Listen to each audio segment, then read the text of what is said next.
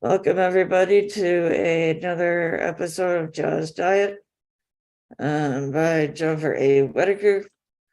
The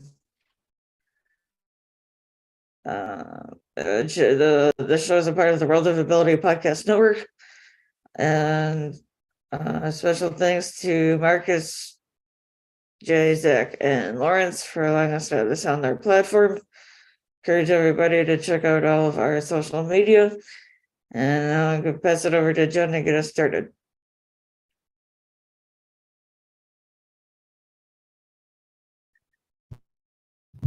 Thank you, Emily, and welcome everybody. Thank you for tuning in or watching this at a later time when it's convenient for you. For those of you who may not have seen this before, the Jaws diet is a healthy eating diet that is gluten-free, soy-free, egg-free, and dairy-free. I personally designed this because of having all 4 allergens myself.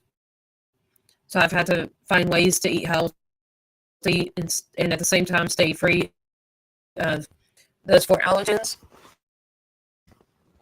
So in this show, each episode introduce you to different foods that are made free of those 4 allergens.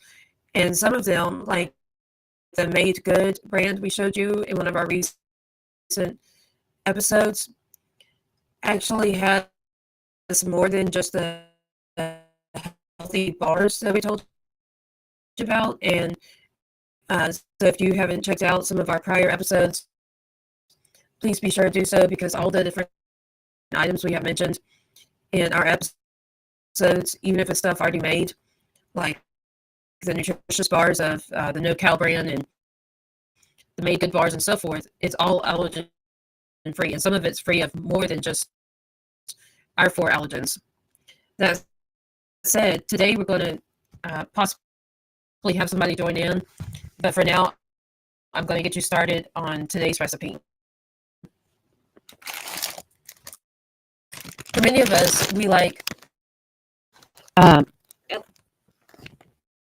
especially those of us from the South, we love coleslaw.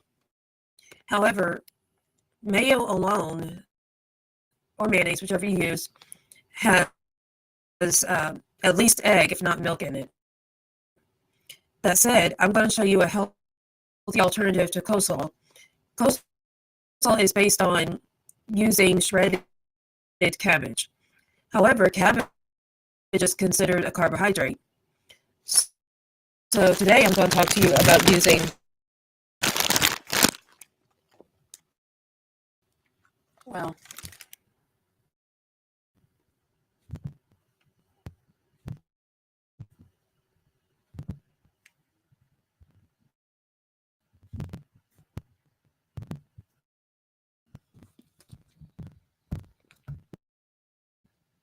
So today I'm going to talk to you about using, oops, it's still blurry.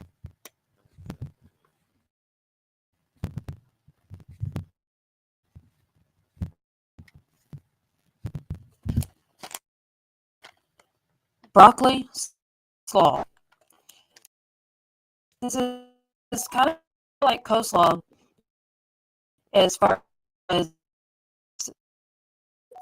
you may see different shreds of vegetables, but in this case, it's so you're basically finding a more traditional way, via coleslaw in this case, of eating broccoli. That, as traditional as it is to eat coleslaw, a lot of us don't have any problems eating it as long as it's allergen free. And looking on the back, the broccoli alone has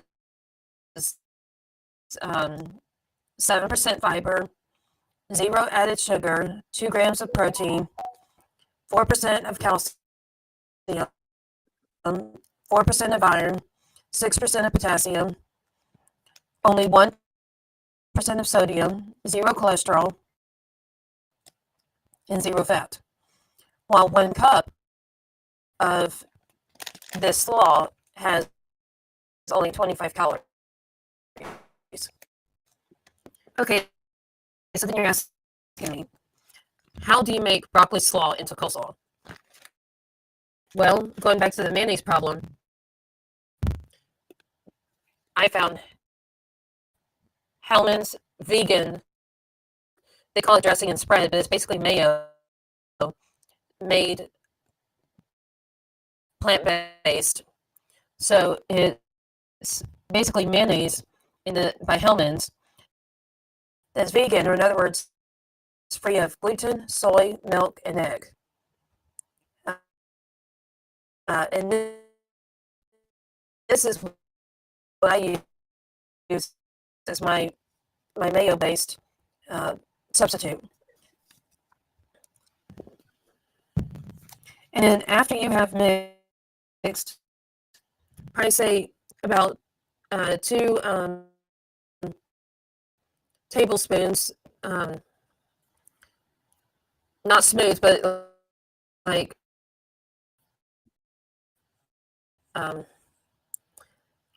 lumps, big spoonful lumps of mayo. This vegan dressing spread into this broccoli slaw that's in a some kind of bowl of some sort for mixing. Then add, I would say, at least 3 stevias. That's 3 after these little packs to your mix, and you can accommodate it by adding more of the vegan dressing and spread, and or more of the stevia as you find need, so you can adjust it to your own taste and preference. However, those are the basic ingredients to making what's broccoli based, so it's high fiber and healthy, as opposed to carb based, which is using regular coleslaw or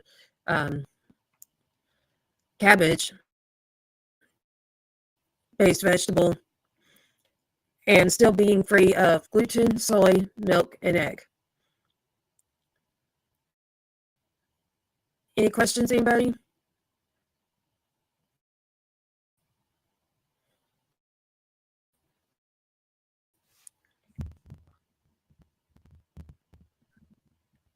Kurt, are you still here?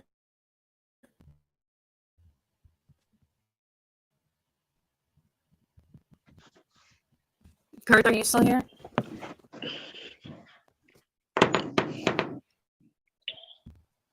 Emily, are you with me? Yep, and then we have Beth Shapiro on here too. Yeah, she's on Zoom. Really? I don't see her.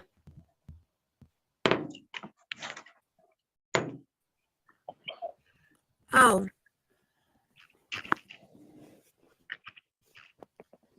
Would you put her in here then? I can't. I have to give her the link and everything then.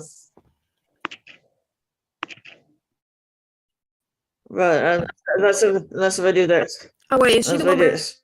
expecting? But she just came in, so she didn't hear anything of what you said.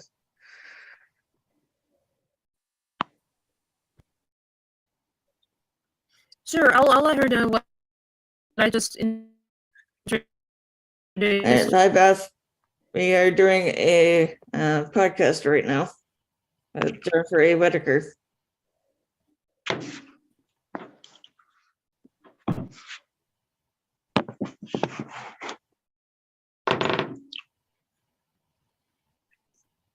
Beth, Yep. we are doing a podcast right now. But Jen, do you have anything you want to introduce yourself, anything like that?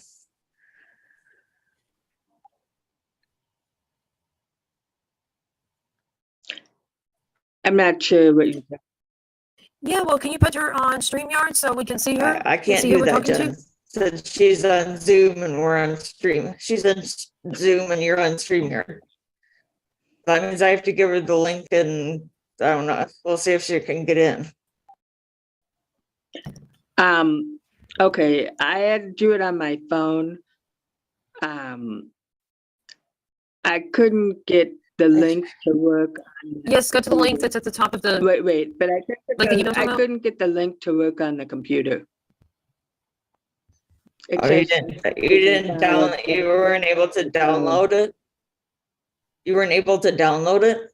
Club Deck? Yes, I was able to download it, but I can't connect to you Zoom on the computer.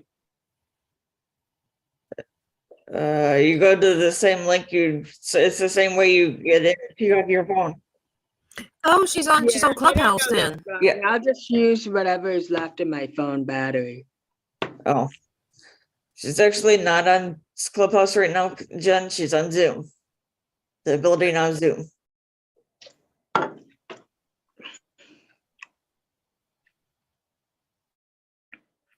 Yeah. Okay. So what I was just introducing, you said is Miss Beth. Beth, yes. Is that the right name? Yep.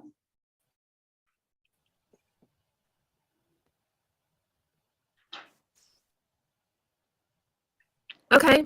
So I was telling all of our listeners about a um, healthy alternative to coleslaw because the Jaws diet is basically a what many doctors say is very nutritious and healthy way of eating that's free of gluten, soy, milk, and egg, which are my personal 4 allergens. And so a lot of people just want to develop this show. Well, what in the world do you eat? So I was telling listeners, No, she I don't know if cannot you see you. can you see me? You're in two separate things. No, she cannot see you. Miss Beth, can you see? Oh, okay. Okay. So what I was telling our listeners, thank you, Emily. What I was telling our listeners about Miss Beth is Hellman's vegan dressing and spread, which is like mayo, but it's vegan, so it does not have egg or milk, which are the 2 main allergens in mayo or mayonnaise. And this what's called broccoli slaw, which are shredded pieces of broccoli that you can use. And I was telling my listeners about using to make basically coleslaw, but it's broccoli based instead of cabbage. So you've got a fiber as opposed like a green vegetable to a carbohydrate as your base, and then using stevia as a healthier alternative to shit.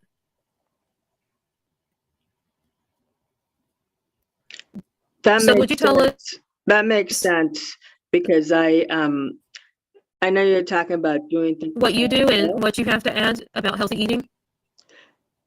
Yeah.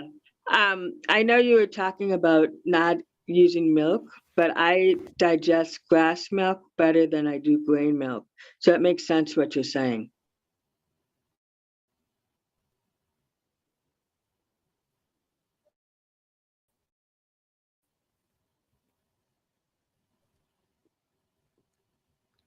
Well, we're talking about those that have allergies.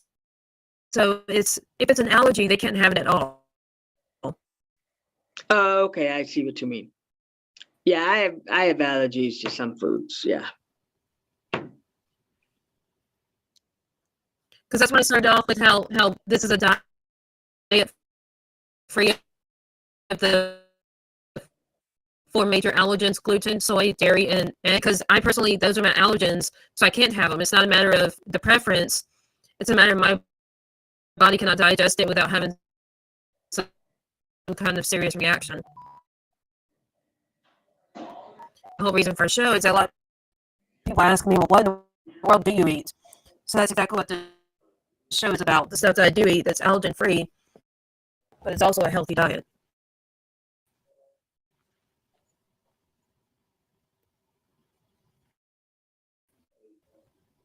Does that help clarify? Yeah, no, I understand. I have allergies to food too, just not milk.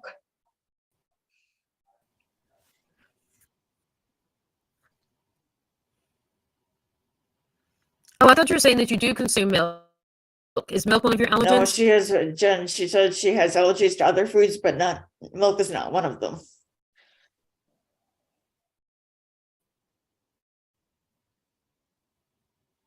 Well, I was saying that we do gluten, soy, milk, and egg avoidance.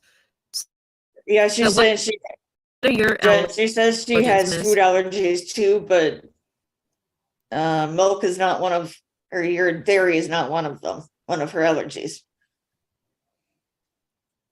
Right. So I just asked her what are her allergens. So Beth, what kind of foods are you allergic to? Corn, acids. I'm allergic to like turmeric, tannic, just all acids and chemicals in food, chemicals in the environment. I'm allergic to yeast. And I could have some egg because I have a hard time digesting eggs sometimes, but I can eat things on a rotation diet. Do you know what that means? And so I'm like allergic to tomatoes too. Rotation diet. Did you say paleo diet or keto diet? Oh, tomatoes. Oh, Yeah, rotation diet. so would you tell our listeners what are some of the, now that we know your allergens, what are some healthy foods you recommend eating if they have any of your kind of allergies?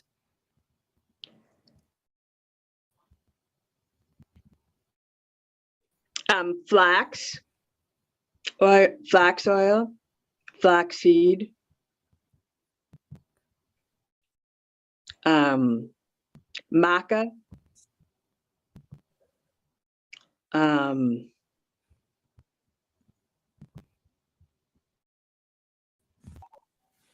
let's see. Oregano is very healthy. I know maca's often used to make. Wait, go ahead. Go ahead.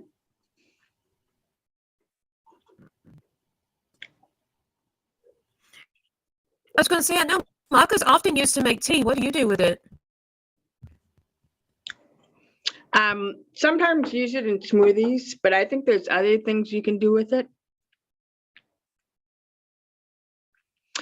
Somebody who I found very helpful is somebody named Megan Telpner. She's out of Canada. And she has some good recipes. And she also sells some things. But I don't know if she's a dietitian or a nutritionist, but she's really good.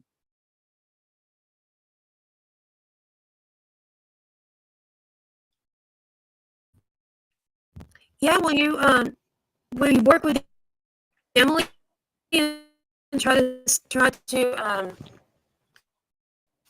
contact her and get us in touch with her? She'd be another great person to add to the recommended healthy eating.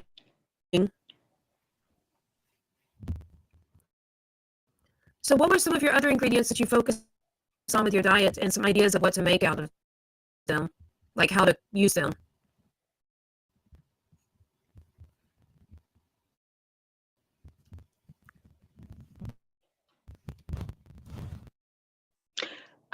I put flax oil on yogurt.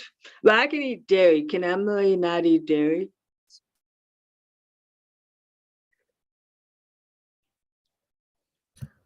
So we avoid gluten, soy, milk, and egg. And milk is dairy, so in other words, yogurt and stuff like that we cannot have on because of the allergens we focus on this show. Can you have coconut?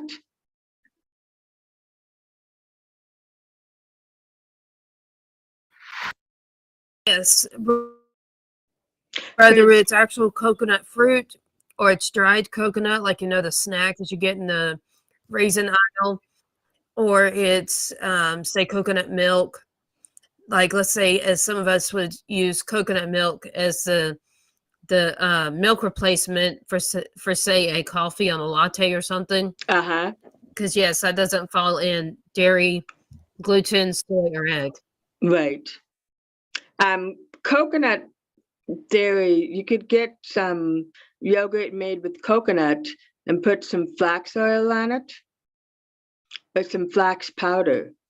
And that would be really healthy way to get your EFAs, your essential fatty acids, which we need. You can also do it in smoothies. You can also put it on your salad. It sounds kind of weird, but it has kind of a nutty taste. And so it's really good in salads.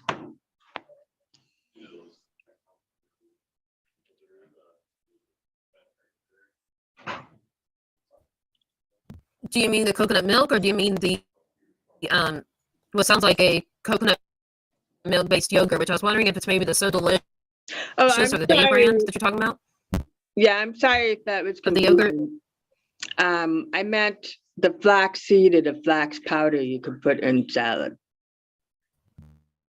Did y'all want anything to me?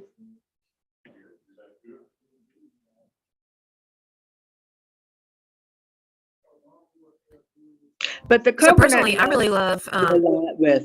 salad when we have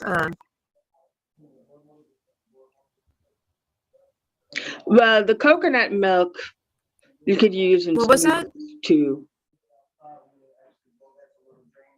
And that actually drains right into this room right here. And you could use it in cooking. That makes me. When you were talking about the I'll, my boss.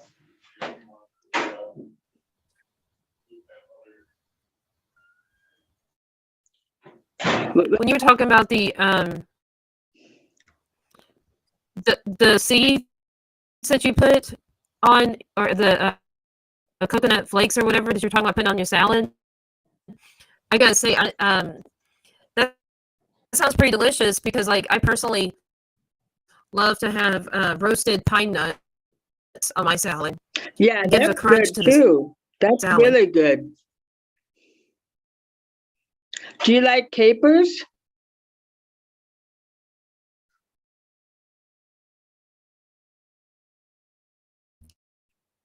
Do you mean the kind of nut? I'm not sure what you're talking about.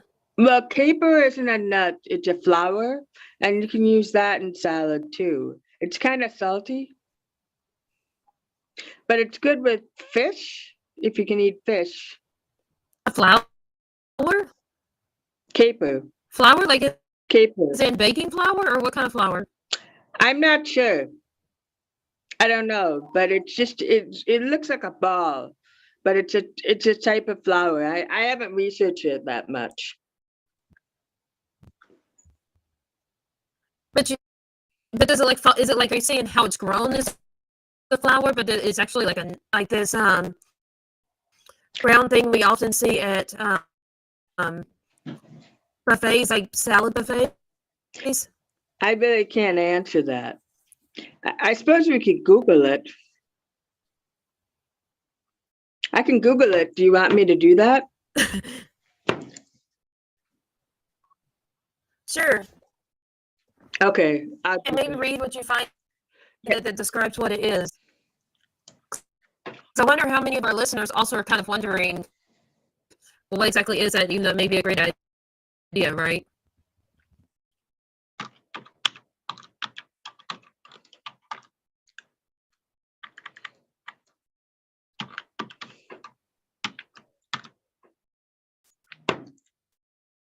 Okay, it says capers come from a prickly bush called Campera spinosa that grows wild across the Mediterranean and parts of Asia.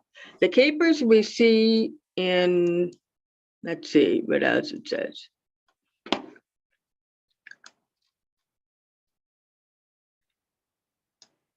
If you've ever followed a chicken piccata recipe, you know that capers are indispensable for finishing the dish. Or maybe you recognize the name from the mysterious jars in the pickle aisle that contain these pea-sized green orbs. But what is a caper? Let's explore. The capers we see in the grocery store are the ripened green flower buds of the plant. Once they're picked, the immature buds are dried and then preserved. They can be cured either in salt or pickled in brine, which is what gives capers their trademark savory, briny flavor profile. The taste of caper is reminiscent of the lemony tang and brininess of green olives, but with a smack of floral tartness all their own.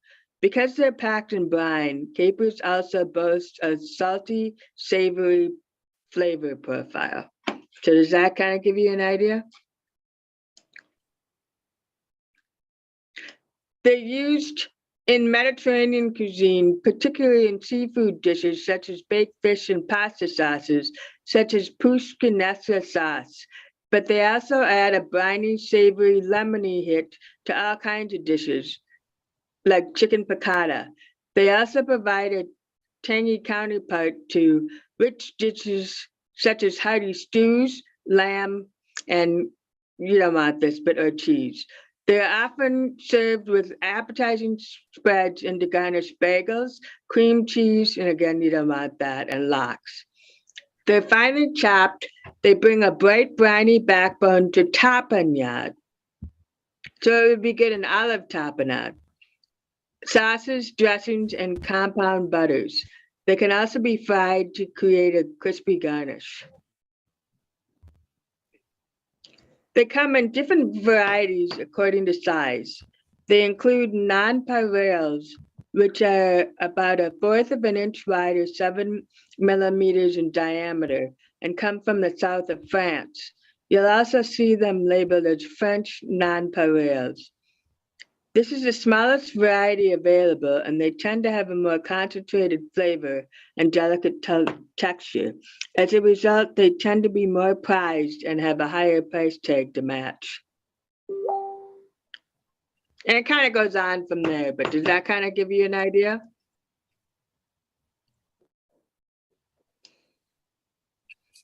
Yeah, I'm starting to think I've seen them at East Cafe or something like that, or Cafe East. Do you know what chain I'm talking about?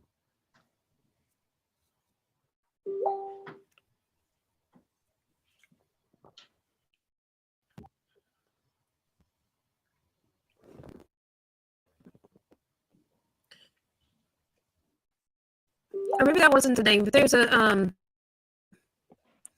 chain that's predominantly serves salads that I think I've seen it at.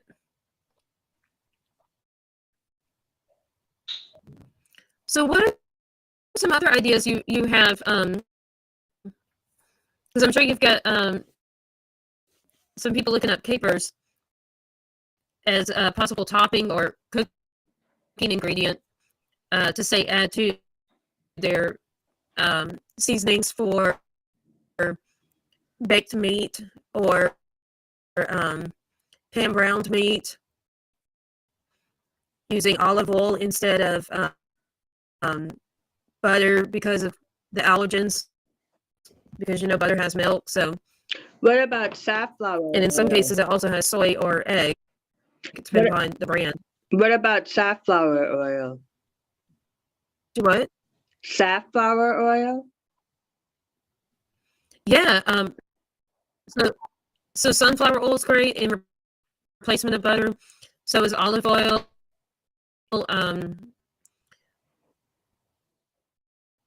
I know that vegetable oil has soy, so that's why I don't recommend it. Plus, there's modern day researchers finding this stuff like olive oil and maybe like you're saying sunflower oil are better for our health than vegetable oil, even for those of us that don't have the allergens. But to say that people could use this capers as a topping on their meats that they bake or that they pan brown using sunflower oil or olive oil, as the basic replacement of butter. And then maybe, was it maca? Was that the other one? It might even be good with brown rice. The other seasoning? Oh, you said maca would be? That was kind of choppy.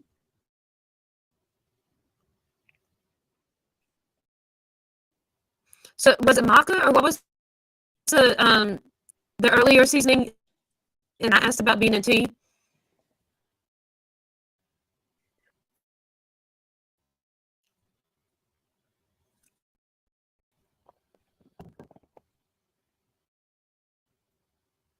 Do you know what I'm talking about? Yeah, I know about tea, but what about tea?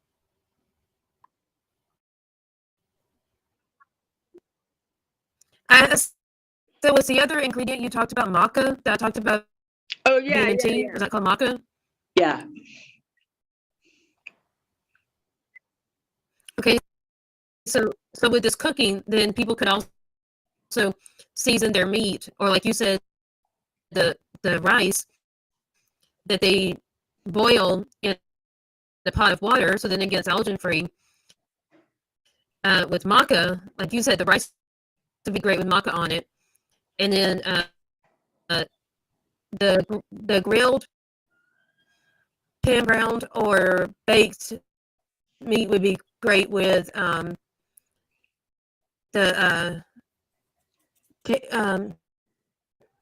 capers as a seasoning.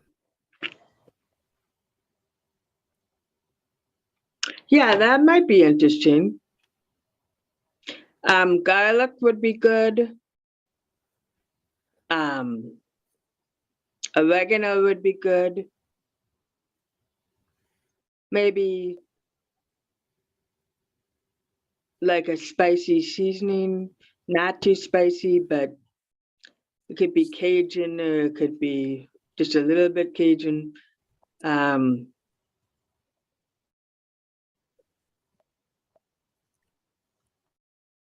You say Cajun, I think of cayenne What's pepper. that?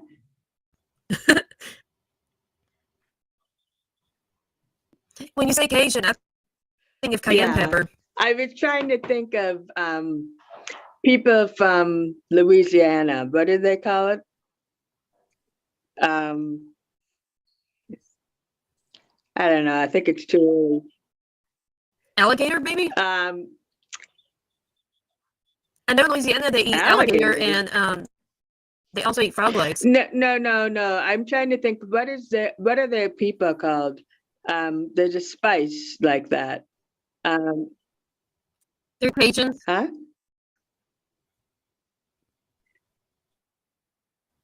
I just know them as Cajuns, but I'm not. Oh, Cajun. store in Yeah, Texas. Cajun spices. Cajun spices would be good. Or maybe even Chinese spices would be good. Like ginger and whatever. Well, Chinese spices aren't necessarily, because Chinese often cook with soy, and No, then again, that's one of our but allergens we have to the avoid. spices don't use soy. It's like ginger and other stuff. No soy. Not soy sauce. Oh, so you're saying there's soy? The soy from Cajun food mainly comes from soy sauce, right? Right. I'm not talking about soy sauce. I'm talking about the spices, something you sprinkle on. That doesn't have any soy. Right, but I didn't realize that the spices were soy free, because there's usually like excessive amounts of soy on almost anything Chinese, if you go to a restaurant at least. Well, And the funny that's thing, why you just taught me something about the new. Chinese is they don't really eat a lot of soy. It's an American thing, I think. Because if you go to China, they don't do that. And when I talk to the Chinese, they say they don't do that.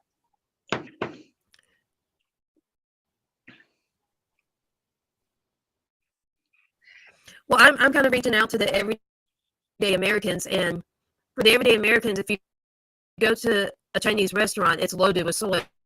And there's some Chinese restaurants where I don't even have options to eat because they don't have anything made. with, Well, I was talking about cooking at home. sauce. Yeah, I was talking about cooking at home.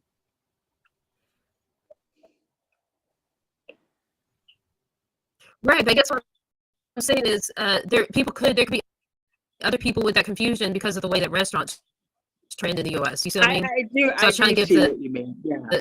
The confused, Yeah. the big question, and then answering it with clarity from your response. Well, if you go to a restaurant, you can just tell them you don't want soy sauce. That's what I do. Well, you can say that, but what I said was that there are some restaurants, and I live in the Houston area. You probably know how big that is to wonder why there are restaurants like the ones I've been to that do not make anything without soy sauce. As far as, which is why I generally don't advise Chinese food, because Yeah. there are a lot of Chinese restaurants have told me It's that not an advice, it's just an they can't make idea. anything without soy sauce. Yeah.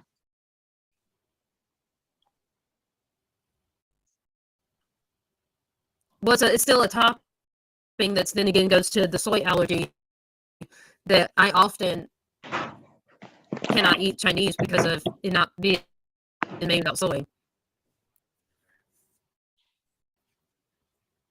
But I want listeners to hear what they may experience that I do, and in your clarification that doesn't mean that they can't eat Chinese food made at home by just simply not putting the soy sauce on, but otherwise using did you call it Cajun seasoning or Chinese seasoning?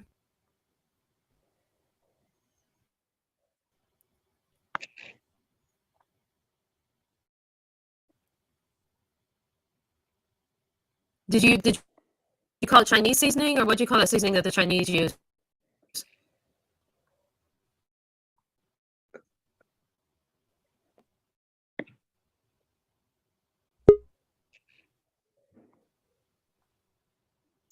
Oh, here's DJ Jen.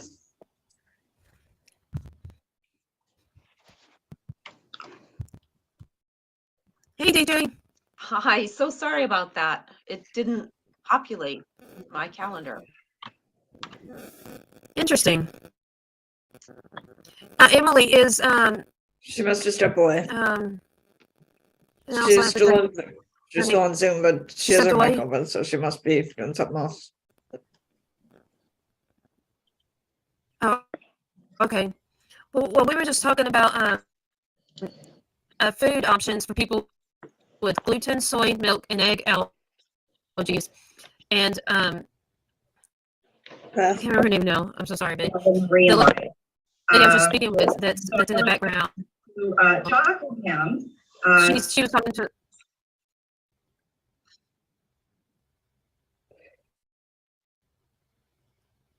She was talking to us about how you can make Chinese food at home and it'd be soy free. And I found that interesting because I was telling her how, in this show, it's about people like myself with those four allergens: gluten, soy, milk, and egg. And at least locally in the Houston area, I can't really go to any Chinese restaurant without them having soy sauce on it, on all of the dishes. And they're like, "I'm sorry, we can't make anything free of that. I'm sorry, we can't serve you." Yeah, And then I she was find talking the about same how you thing. can. Okay, so that's not just me. nope. She was talking about how we can make the Chinese food at home and leave off soy, because she was saying about some kind of Chinese seasoning doesn't involve soy and it's only the sauce.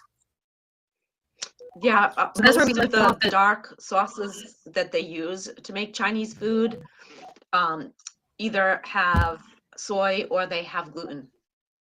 So you would either have to go with like an oyster sauce or something similar. Okay, so see, so what she was telling us was that it's soy free, but you're saying that the Chinese seasoning has gluten.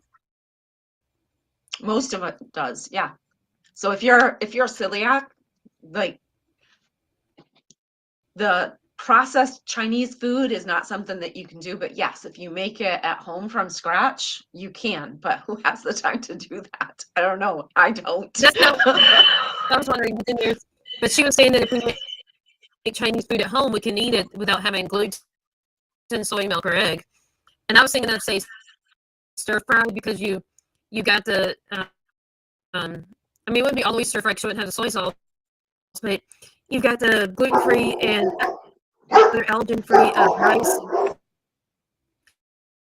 and then you've got the different meat. Like if you do really fine chopped pork or some other meat, and then you've got the different vegetables you put in, like broccoli, carrots, whatever other vegetables. Like in that case, stir fry. But some people may consider that more of a Japanese than a Chinese. But if you just leave off the soy sauce, then at least the way I know how to make it, it is allergen free. Well, and there are some, what is it, tamari, which tastes similar to soy sauce that doesn't have gluten, but I don't know if it has soy. Well, there's actually a you know what, if you want to give some tips, I'll be right back with this sauce I have that's soy-free soy sauce. Like it has a flavor, but it doesn't have the actual allergen. Oh, that's cool. That's cool. When you talk I'm about some fairly, tips- I was gonna say, I'm fairly new to having to be completely gluten-free because of celiac.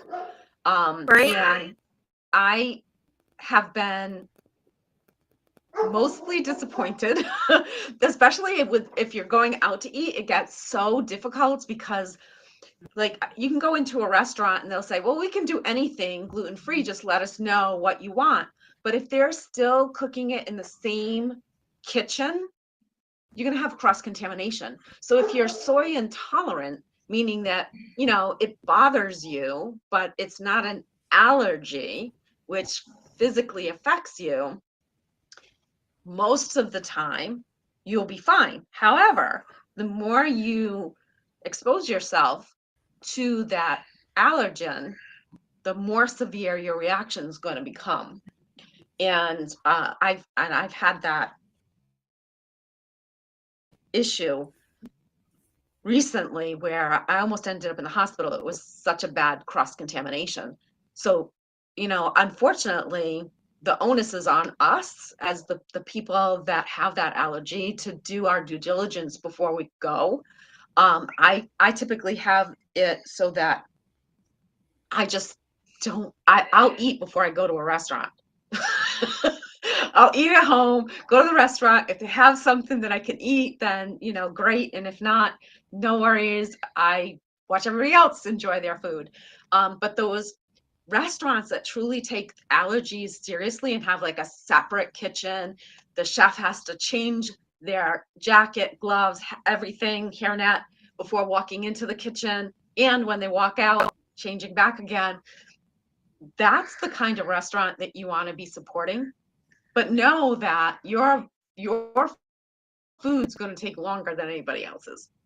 And so either ask them to make sure that, you know, your gluten-free meal is coming out at the same time, which is going to hold everybody else up.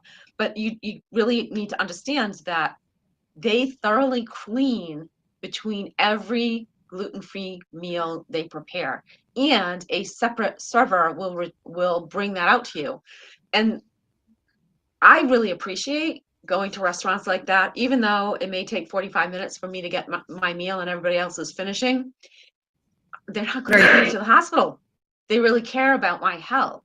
So I make sure that safety and some degree, because someone does, like you said, that ends up in the emergency room for the slightest exposure. That's also in a way taking care of your health and your life. exactly. Because like especially those that have anaphylaxis, if I say it right. Yeah. Because like mine, I was tested and mine's not celiac disease or any of that kind of stuff. But my primary care was really quick to to test me for that when he heard about my gluten allergy, but I don't have those. But mine is a digestive reaction that can have me, only go in the bathroom once every 3 weeks if I eat it regularly. So in that case, it's as far as it's coming up and ended up really sick and ill, it is serious. But like, Yeah. if I just have a small amount for, say, just dessert or just one meal, and be only one day for every week, then I have a reaction, but I can take medicine that treats the reaction. But like, if I have that reaction to every single meal, then you see what I mean? Mm-hmm. Yeah. And that's when it turns into an allergy rather than just being intolerant. And Well, my mom's intolerant, and my mom's a registered nurse, but my doctor says it's an allergy, and my mom's like, "Oh no, it's not an allergy. You'd be having sinus and these kind of reactions versus the digestive kind." I'm like, no, that's not true. different people react different, Mom. Yeah, yeah. She's thinking of allergies like seasonal allergy kind of stuff. You can have an allergy. Exactly. Like I can't have what's the antibiotic that everybody prescribes? Penicillin. You give me penicillin, I stop breathing. That's an allergy. That's an allergic reaction. See, penicillin is what caused my epilepsy. That's why I'm considered one of the worst 30 cases in the country of epilepsy. Mm. And it was caused by penicillin and my DTP shot. That's crazy. So I don't really know life without epilepsy and without being so severe that I'm considered disabled and so forth, because I can't even regularly show up for whatever are my obligations, as far as whatever kind of work I do. But it's because I was exposed to penicillin and my DTP shot, and that's what caused what they define as being progressively worsening with age epilepsy. Mm. So I was having anywhere from 1 to 10 to even 15 seizures a day before I ended up at the point of brain surgery after I failed all other treatments, every medication on the market, all other surgeries, and finally they came to a point they just had to rip out a piece of my brain. That's terrible. And now Well, I'm in a and I 5-year think that the onus really is on each of us individually to stand up for ourselves and learn about those things that are right for us versus those things that are not right for us, and just not taking a physician's word at face value, because and not always to their detriment. I mean, they are making analysis and diagnosis based on the information that you gave them. So oftentimes we'll walk in and maybe it's only one piece of the equation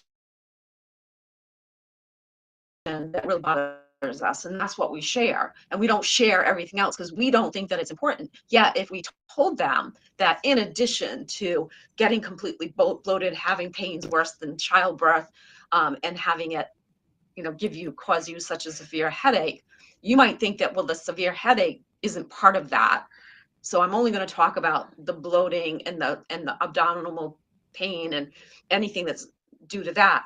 And based on that, they're going to go down a certain path. But if you told them, I also have these massive migraine like headaches that come on at the same time, and as soon as all the other symptoms go away, the headache goes away too, they may say, oh my God, it's totally not what I was just talking about. It's this, because that's a key piece of. You raised an interesting point, because I do also have migraines. So because of my migraines and epilepsy, I have to avoid other things that are not allergens, but are things I can't tolerate. Like they used to call it aspartame. But I don't even know how to say the new word. Phenol something. Oh yeah, I don't know what that Like is. if you look on Coca-Cola Zero or Coke Zero, whatever they call it, it's PAGE and something, but that's a modern day word for aspartame. Oh goodness. Just like before it was called NutraSweet. Yep. So anyways, that's a modern day word for aspartame. And like aspartame's one thing that will onset my seizures, but it also onsets my migraines and other things like that. That's where they don't consider an allergy because of like what we were talking about, what reactions. But it's still something I can't have, so I totally understand. Mm. And I hate to say this, but we're at 50 minutes, so we need to start doing our closing. Would you be willing to share your name, any contact information for people interested in possibly connecting with you? Because I think you said you're a dietitian, right? No, I'm not a dietitian. I am a host of a podcast called Advantages to Aging. I'm also a founding brand partner with Neora, which is Okay. all plant-based age-defying skincare, hair care, wellness, and weight management. And I just happen to be gluten intolerant or have a gluten allergy. Okay, well, definitely you're a great source for this show, Dan, and we'd love to have you on for another Monday. But if people are interested in learning about you and what you do, will you share your name and information where they can reach you? Sure. Is there a place you want me to share it or just speak it? Verbally? Yes, Speak I'm it. It's DJ Horton. You can reach me through my website, Advantages to Aging, ADVANTAGESTOAGING.com. It's not the number 2, it's a TO, Advantages to Aging. And the podcast can be heard on most channels as well. And that's the best way to get a hold of me. Okay, well, thank you. Well, we'd love for you to book to be on our, to use our Calendly and to be on our show again, talking about gluten stuff again. And same to the lady in the background that's on Ability Now Zoom, Emily, if she's she can gone. still hear us. We don't Zoom anymore. Okay, Oh, well, she's gone, Emily, okay. if you just reach out to me and I'll schedule. Thank you so much for having me. Thank you, Miss DJ. Emily, do you or Kurt have any announcements in our last few minutes?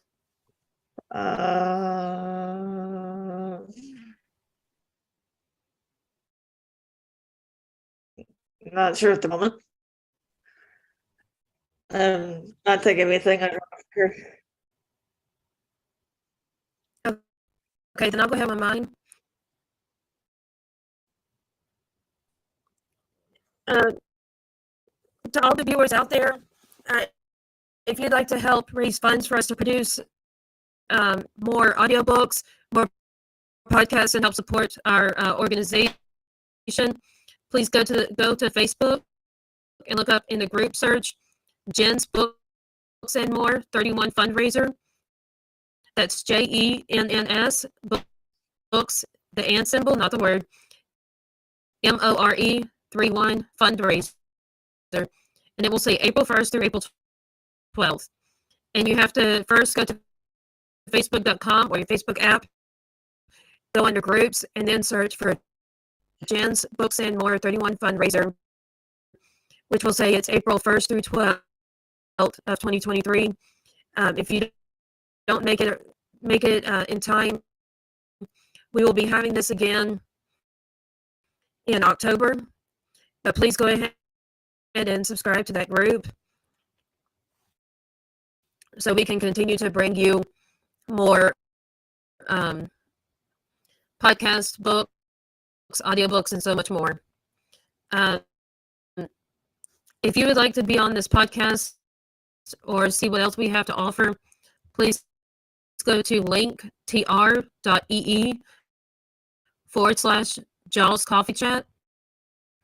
That's linktr.ee/JAWS Coffee Chat. If you would like to join a women's Bible study, entrepreneur group, networking group, and so much more, please go to aspirewomenforexcellence.com. That's ASPIRE women FOR excellence.com, and that's the Bible study by Lady Kendra. That's where you'll also find me. It's where I go for doing my Bible studies, networking, and other ways related to both professionally and personally, bringing Christ into the way I do business, the way I run my life in general, even in personal life, and so much more. Though we do not require anybody to be of any certain faith to watch our podcast. And if you'd like to see what all we have to offer, please go to our website, Books and More by JenniferAWhitaker.com. Books, ANDMORE by Jennifer A. WHITAKER.com. And that's our website where you'll find more about our podcast as well as books and other things we have to bring to the table and to offer. And wherever you found us to listen or watch this, please be sure to subscribe on your favorite podcast app to Jaws Coffee Chat, JAWS Coffee Chat. And that's our podcast channel for this episode and other episodes of Jaws Diet and other shows we bring you. Back to you, Emily.